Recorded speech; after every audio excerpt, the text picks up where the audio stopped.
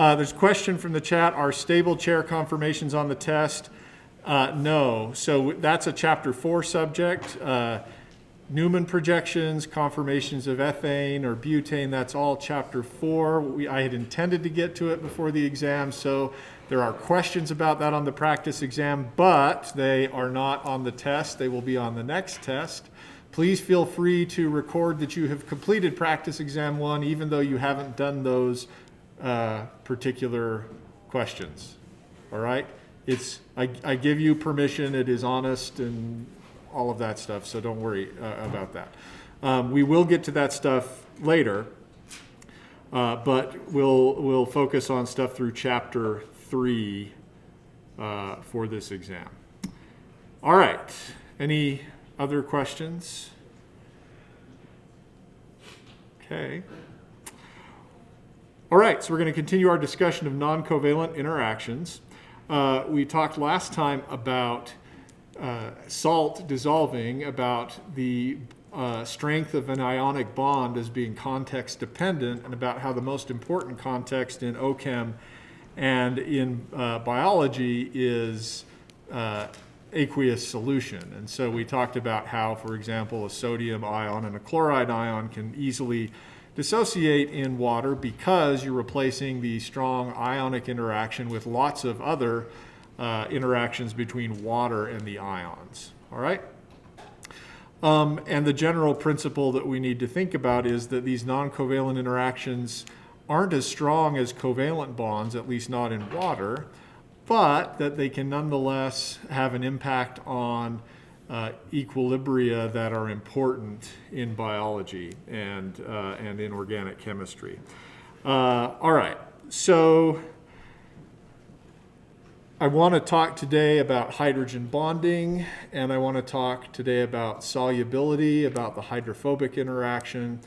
I want you to know at the end of today's lecture a little bit about fats and oils, a little bit about membranes and micelles, a little bit about why oil and water don't mix, a little bit about what makes a molecule soluble in water. All right, so hydrogen bonding you can think of as a dipole-dipole interaction. People often talk about hydrogen bonding in a separate category as dipole-dipole interactions, but it's only because hydrogen bonding is one of the most famousest of examples of dipole-dipole interactions. So what you've got in hydrogen bonding is, we'll just use water as the classic example. You've got the fact that water is polar, oxygen's more electronegative than hydrogen. You have partial positive charges on the hydrogens, a partial negative charge on the oxygen. Dipoles are a vector quantity, so if we add the individual bond dipoles together, we get something like this for water. Nevertheless, in water, each lone pair can hydrogen bond more or less independently, and so what you have is a lone pair on one of the lone pairs on oxygen interacting with a hydrogen from another water molecule, which has, as we've noted, a partial positive charge, and then another lone pair on that same oxygen interacting with another hydrogen from another water molecule. And in water, these hydrogen bonds are short-lived and highly transient, highly flexible. Water molecules switch very quickly in between hydrogen bonding from each other. You can think of a hydrogen bond as having partial covalent character. And if you sort of take a look at what's going on with a hydrogen bond, it's sort of a homo-LUMO interaction. The homo is lone pairs on the oxygen, and then the LUMO would be the hydrogen-oxygen sigma star on another water molecule. So we could draw that here, a node in the middle, and some of the sigma star on the hydrogen, some of it on the oxygen. We can fill in the colors that represent wave function sign, and there would be a non-bonding lone pair on this oxygen from the water molecule on the left, and you've got this sort of partial bonding interaction, partial mixing of a lone pair with a sigma star. Of course, if there were full-on mixing, that would just be acid-base chemistry, right? That would just be these lone pairs dumping into the sigma star and removing the proton, all right? And if that happened, we would get H3O plus and OH minus. And in neutral water, that doesn't happen a lot, right? Neutral water has pH 7, which means that out of 55 molar water molecules, 10 to the minus 7 molar are H3O plus and 10 to the minus 7 molar are OH minus. So, but you can still think of this interaction as having some partial covalent character. Go ahead.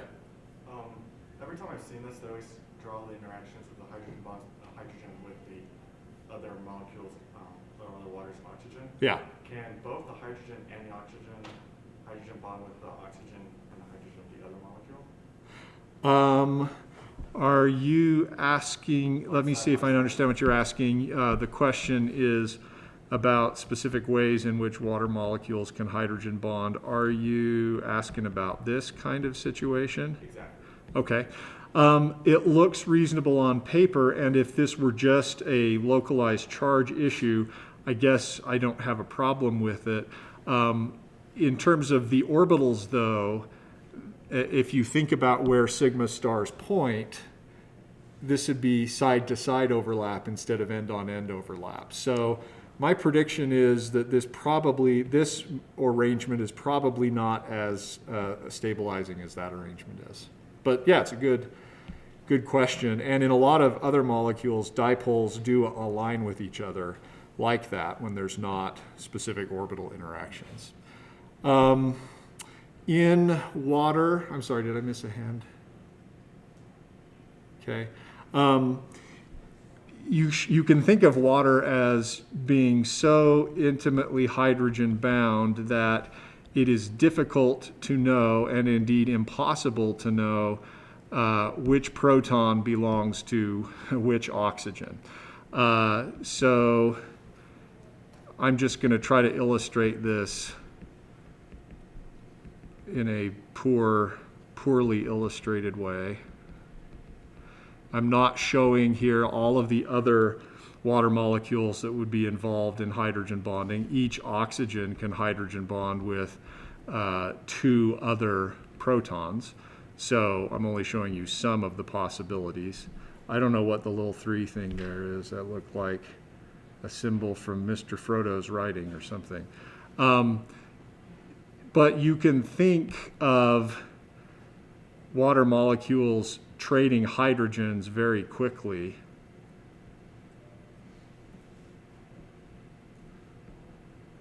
Sort of like this, and then that would. So you could come up with a long chain of water molecules, and they each hand a proton to the left and take a proton from the right. And this exchange happens really rapidly.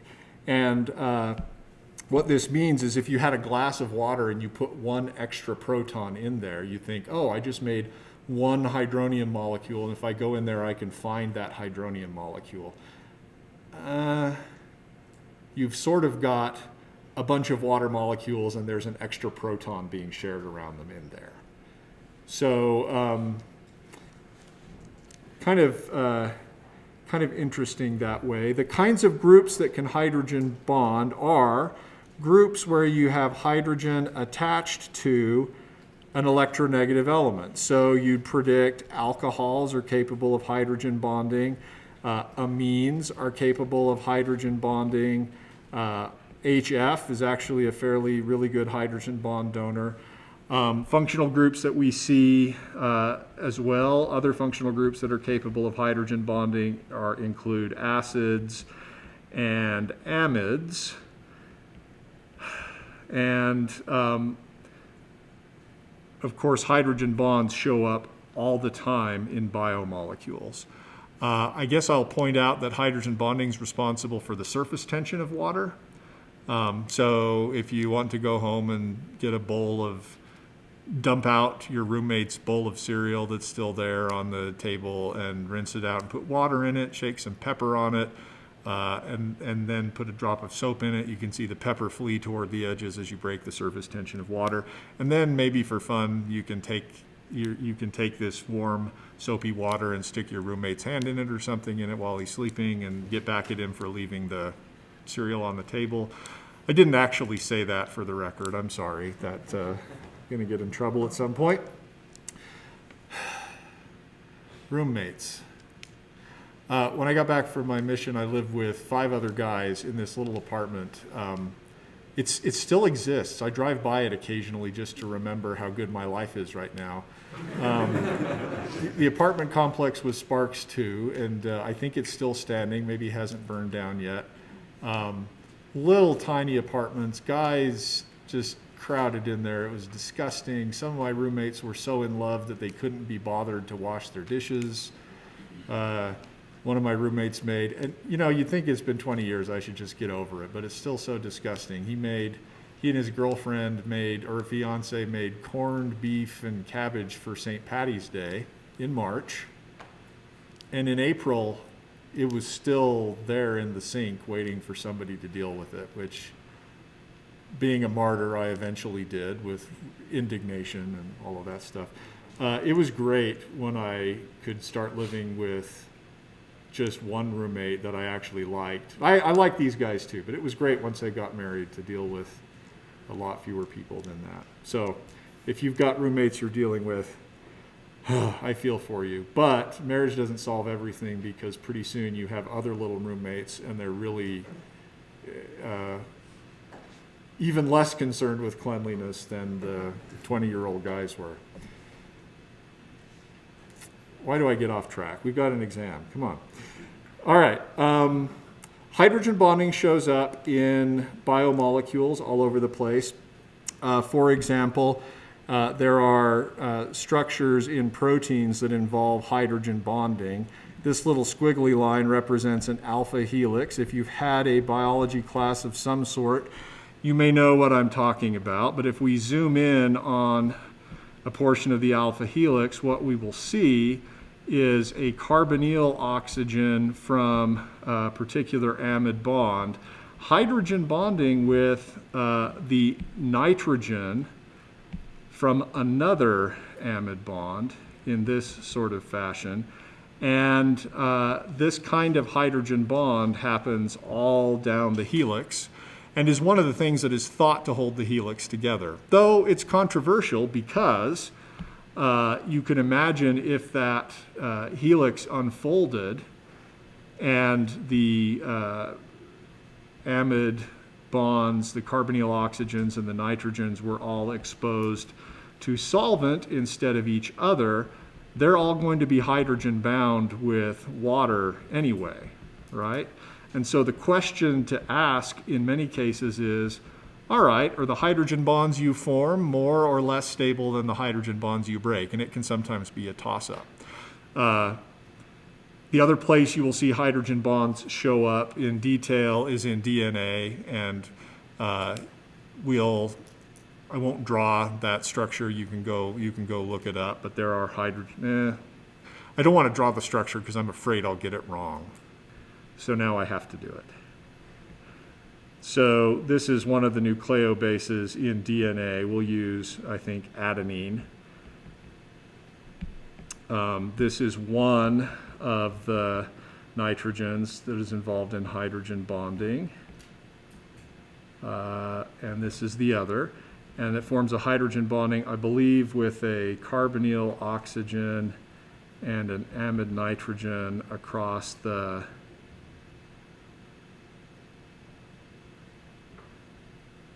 double helix, and this is thymine, A and T.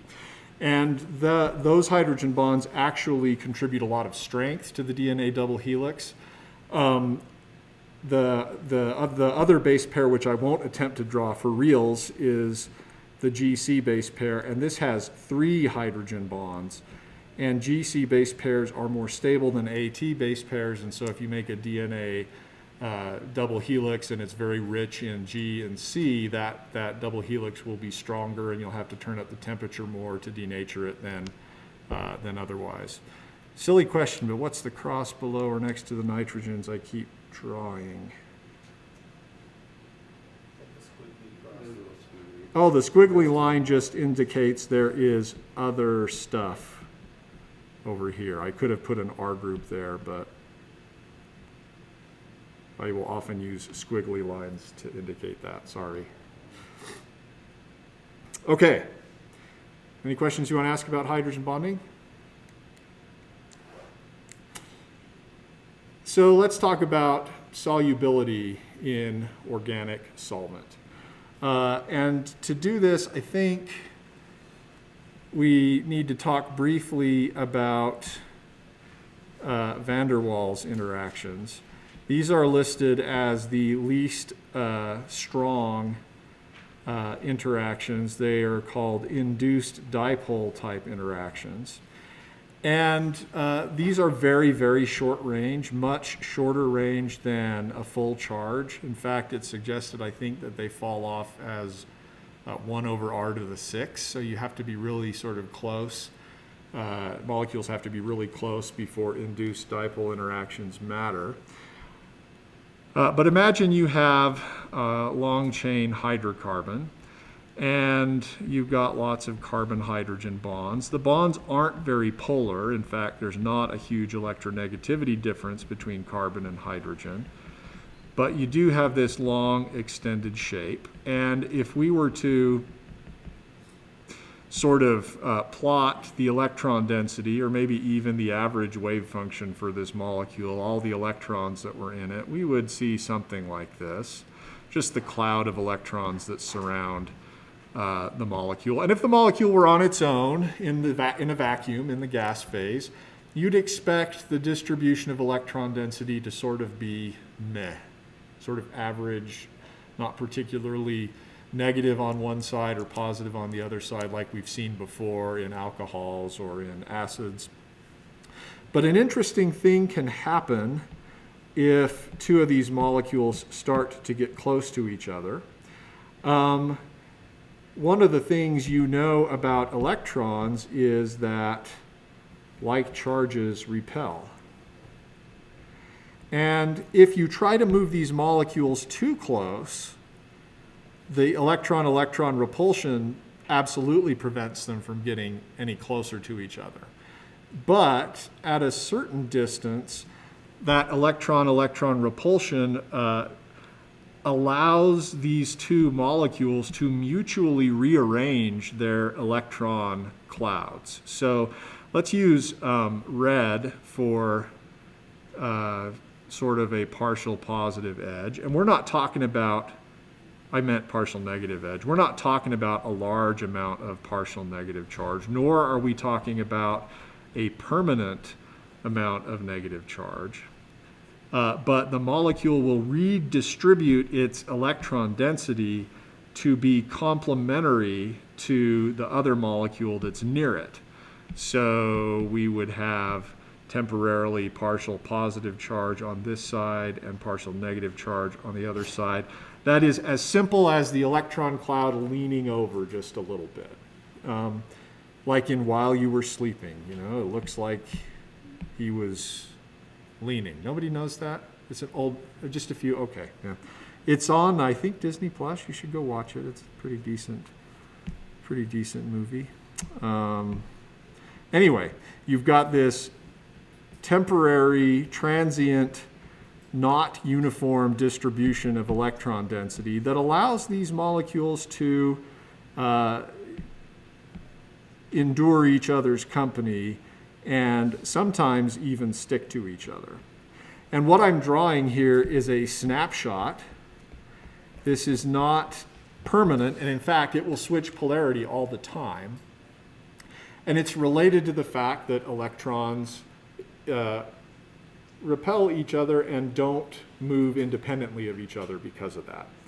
So this is what we mean by induced dipole, these temporary, transient dipoles that shift back and forth, but on average keep the molecules stuck together.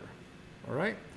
Now, why do we say these interactions are weak? Well, because compared to a hydrogen bond or an ionic interaction, the energy is not as favorable. However, you can add up multiple of these interactions to create something that's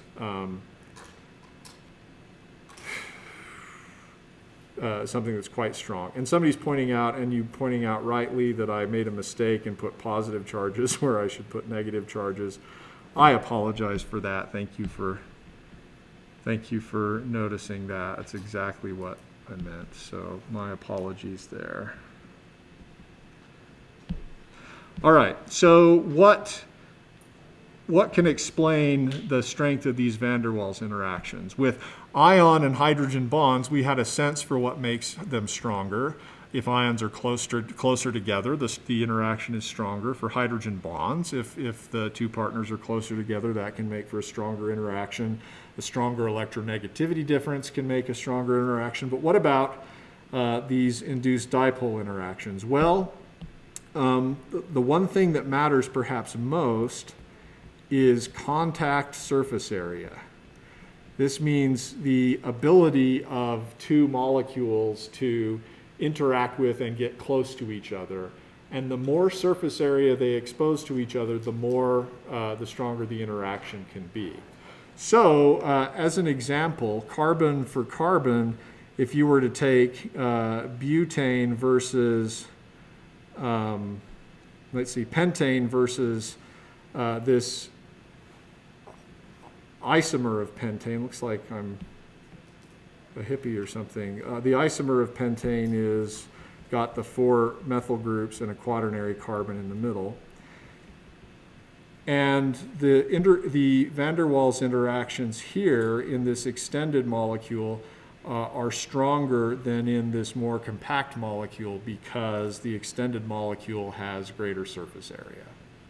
So surface area is one issue. Another issue is something called polarizability. And for example, you will notice that fluorine is a gas. Chlorine is also a gas. That means their van der Waals interactions are not strong. If they were, the molecules would stick closer to each other.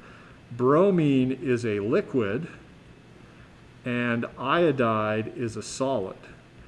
Electronegativity differences don't matter here because you're bonding the same element to itself.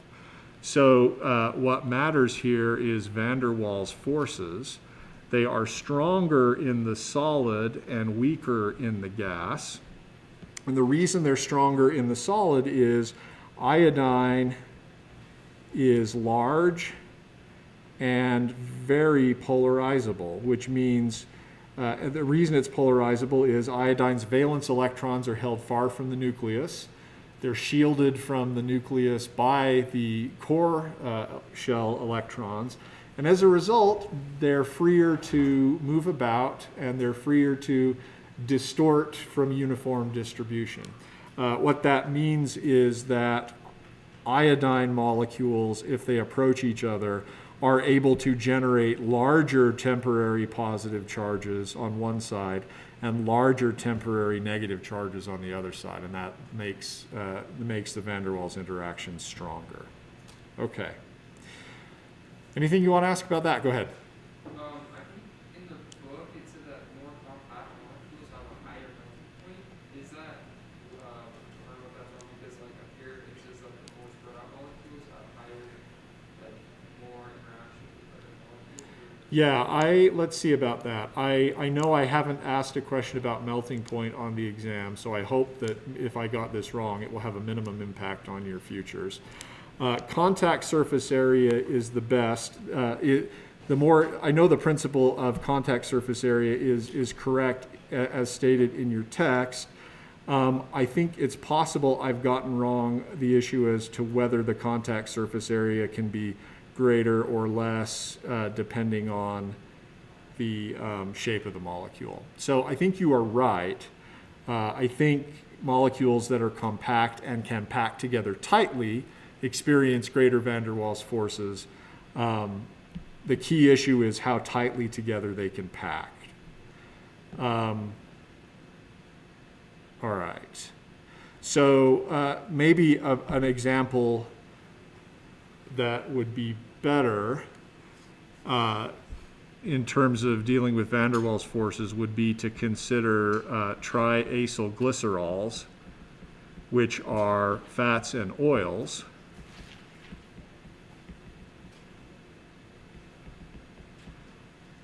So fats tend to have long chain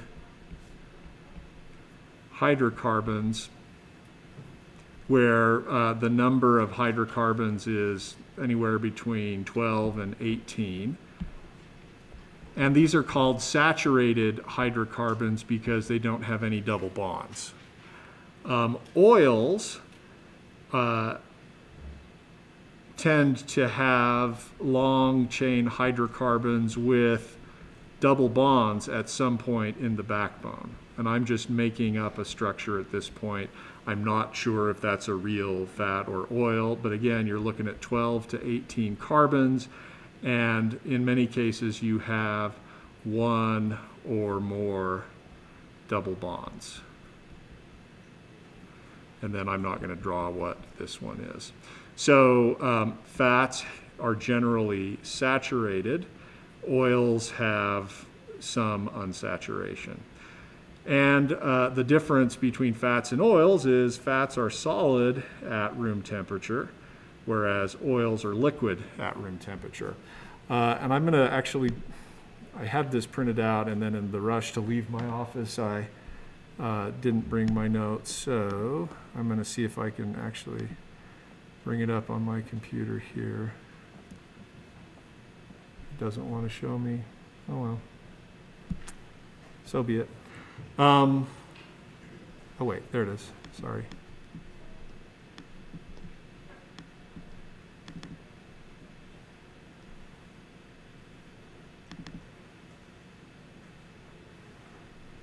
We'll see. I bet this doesn't work.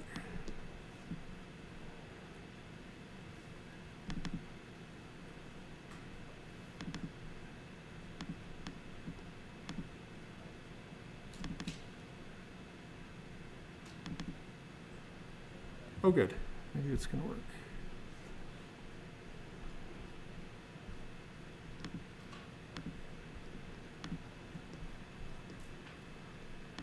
Sorry, be right with you.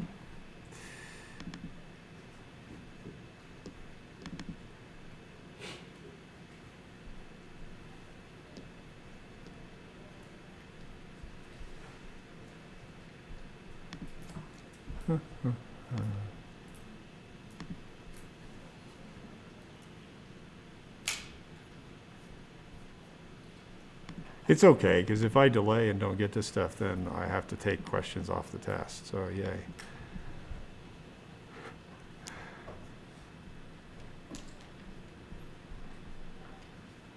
All right.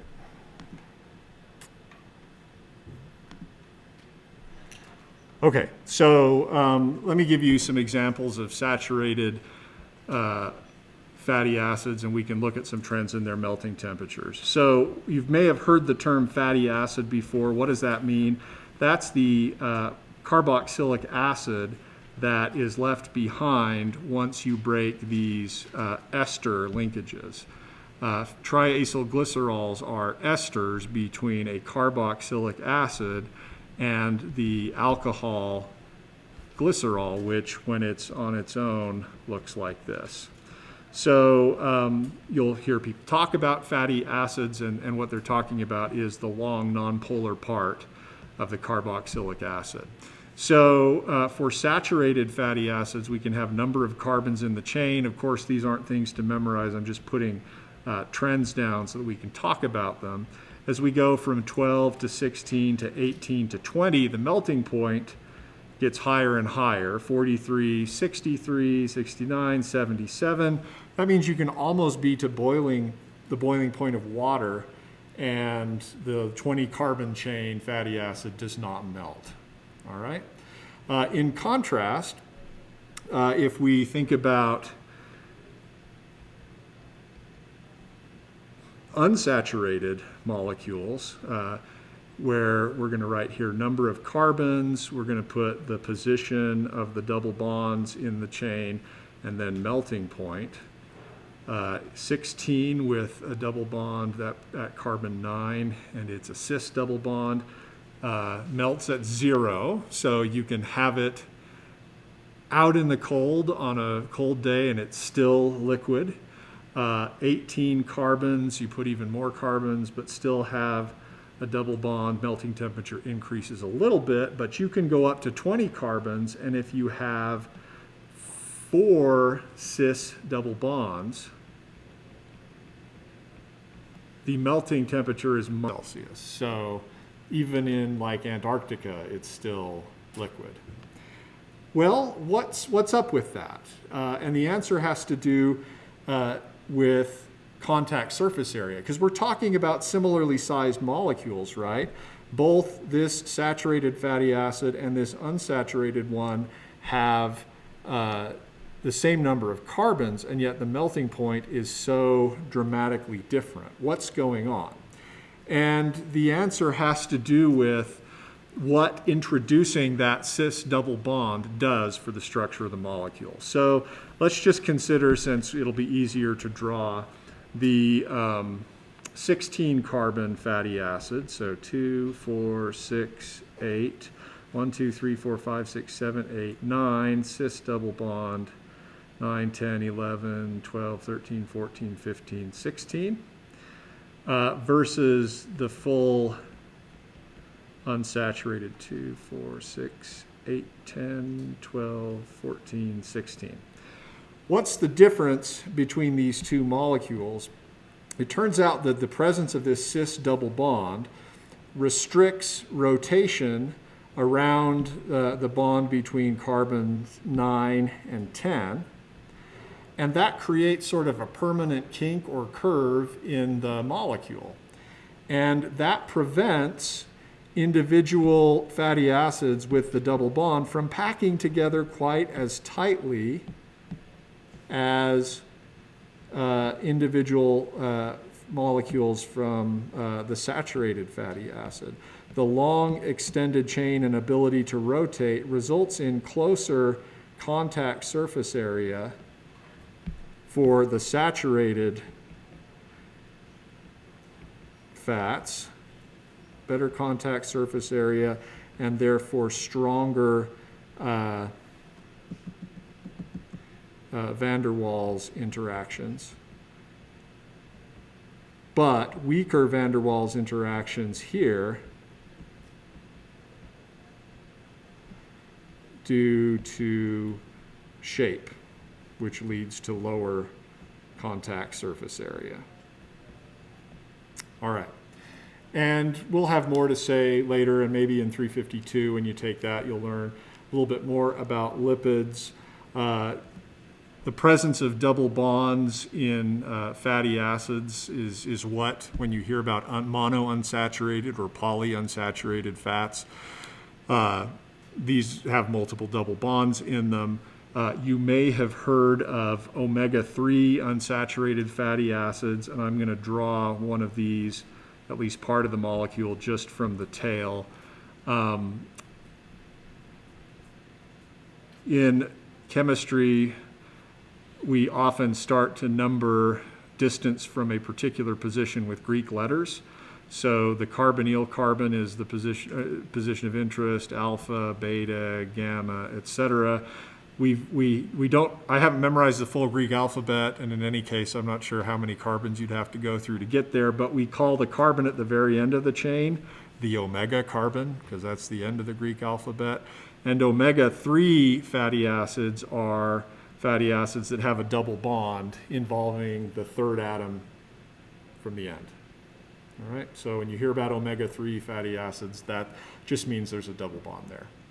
And then there's some nutritional science, food science that suggests that the omega-3 fatty acids are associated with good long-term cardiovascular outcomes. We could talk a little bit about hydrogenation, but I think we'll leave that until chapter 10 when we get back to alkenes. We'll talk about trans fats then. All right, so let's talk about water solubility of nonpolar chains. Our ancestors used to make soap by taking triacylglycerols and then cooking them in lye. Lye is just potassium hydroxide, and in some cases they got this from wood ashes, okay? And so why do fatty acids work well as soaps? And if you think about what the conjugate base of a fatty acid is, it's a negatively charged carboxylate and then a long chain hydrocarbon. Now, the negatively charged carboxylate is soluble in water. And the reason it is soluble in water is because it can hydrogen bond with water.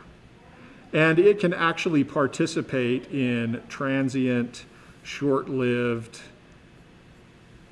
highly exchangeable hydrogen bonding with water. So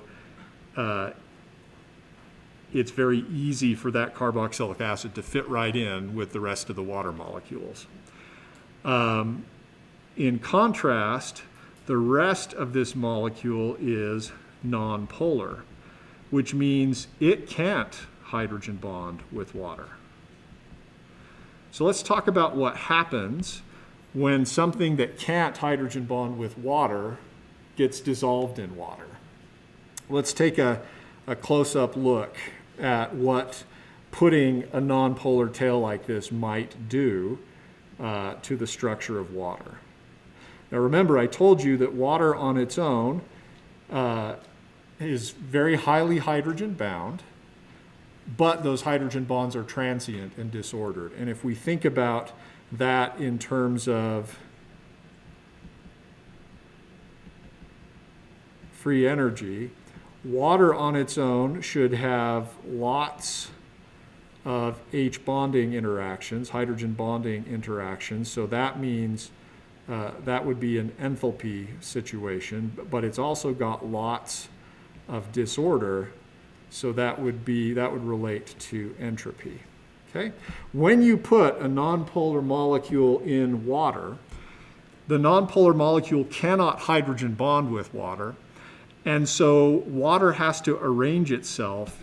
Water has to sort of adjust and make space to get out of the way of the nonpolar molecule.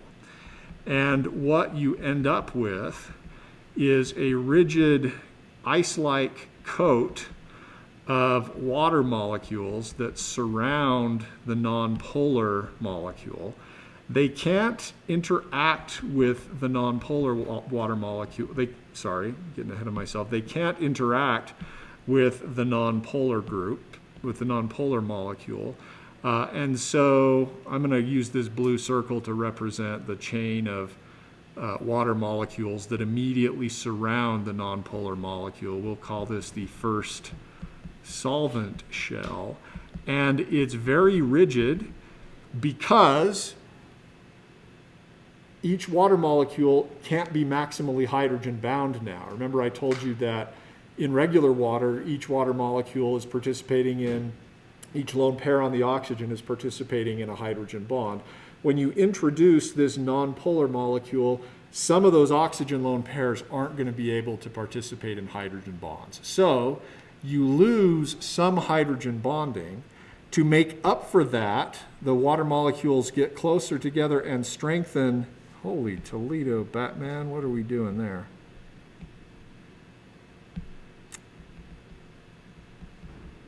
Sorry. I drew an incorrect hydrogen bond. So in order to make up for the ones that they've lost, the water molecules get a little closer together and try to strengthen their remaining hydrogen bonds, but it's not enough.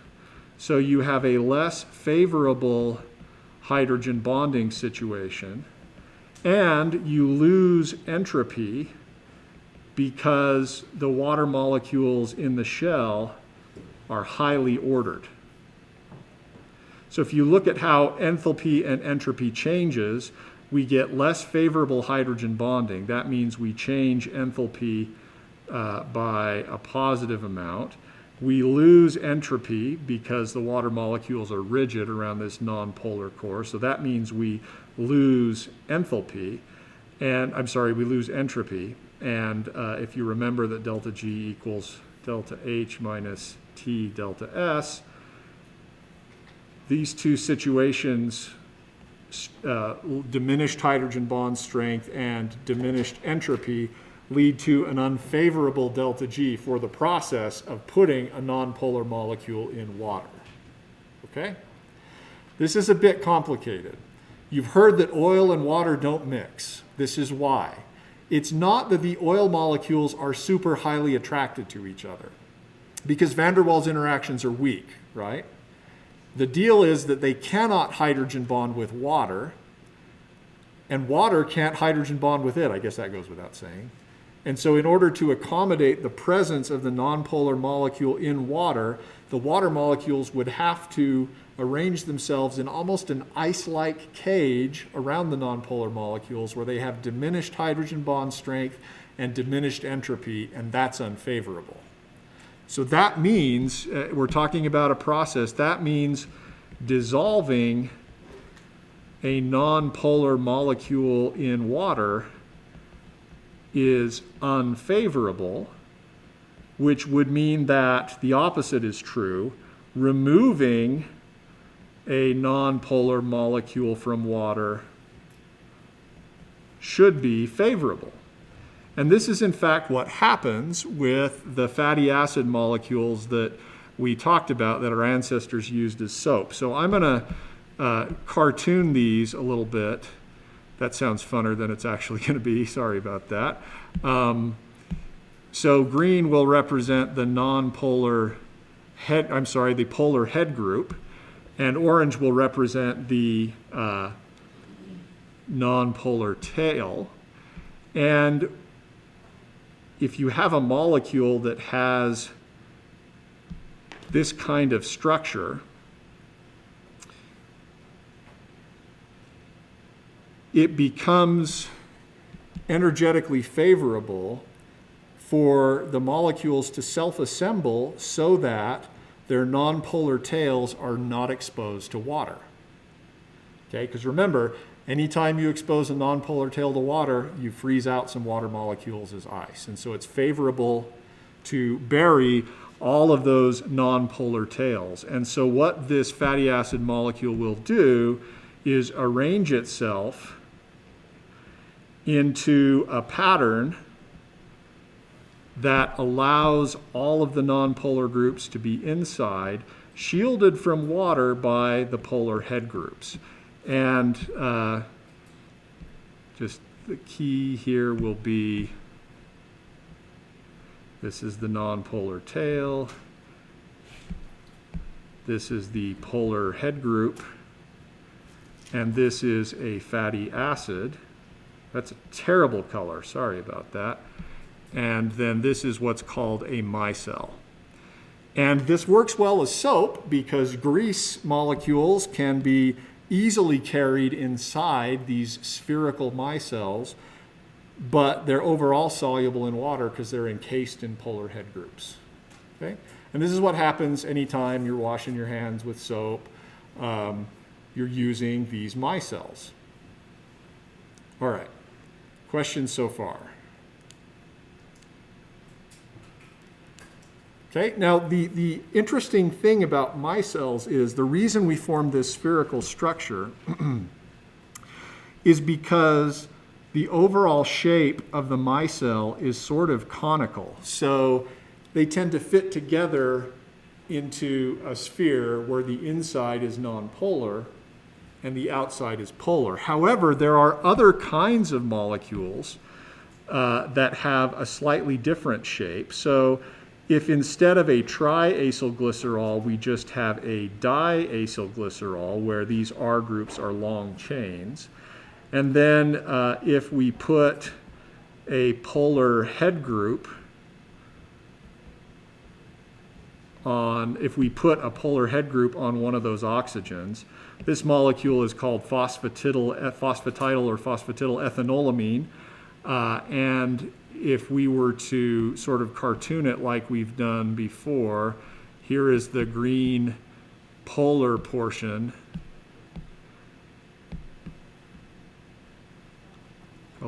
Color. And here is the orange nonpolar portion. And if we cartoon that out a little bit differently, I know it doesn't look like it there, but you basically have a head group and two tails.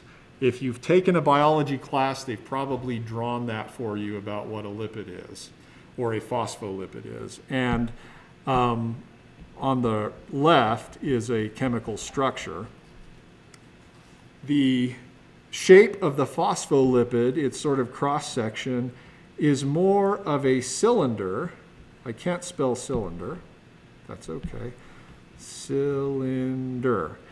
And what this means is that when phospholipids self-assemble to remove nonpolar groups from water, they do so not in a spherical shape, but sort of in a side-by-side arrangement. And again, this just has to do with the fact that they are cylinders rather than cones. And you get this sort of outer leaflet, and then you've sequestered some of the nonpolar tail from water, but what about the other side? Turns out to prevent the other side from being exposed to water, you simply pack two of these leaflets together, and you have what is called a bilayer. And this is the foundation of all of your cell membranes. And really, cell membranes are at the heart of what biology is. Cell membranes distinguish the alive stuff from the stuff that's not alive, inside versus outside, and so on. So the ones with one tail make micelles, the ones with two make phospholipids. Remember that it's what makes these things self-assemble is not that the van der Waals interactions are so strong between the nonpolar tails. What makes these things come together is when they do, they take all of these water molecules that would have otherwise been in a rigid shell around the nonpolar tail, and we release them back to bulk water where they can hydrogen bond to their heart's content and where they can have maximal entropy. So overall, it's ironic, isn't it? Overall, we need to write an email to Alanis Morissette at the end of this class, and she can talk about how lipids and micelles are ironic. It's ironic that by self-assembling and getting some localized order, we actually increase the entropy of the system because the water molecules are freer. All right, so this is at the heart of what is called the hydrophobic effect, and this determines a lot of interesting things in biology. One other point I wanted to make finally is, how can you determine whether a molecule is polar enough to go into water? Okay? And the way you can tell is the general rule of 5. You need about one hydrogen bond donor. By that we mean an NH bond or an OH bond or perhaps some other kind of hydrogen bonding group per 5 carbon atoms. If you have that many hydrogen bond donating groups per carbon, you've got enough chances to fit in with the normal hydrogen bonding network of water without inducing the formation of this ice-like shell. Okay? And if you look in your text, generally the molecules they talk about being soluble in water are molecules that have at least one hydrogen bond donor per 5 carbon atoms. For example, ethanol, freely miscible with water. People mix it with water and drink it all the time. Octanol, 2, 4, 6, 8, not water soluble. What's the difference? Bigger nonpolar chain, worse to have that in water because if it dissolved in water, it would have to create an ice-like sheath of water molecules around the nonpolar tail. So it's just better for octanol to not mix with water at all.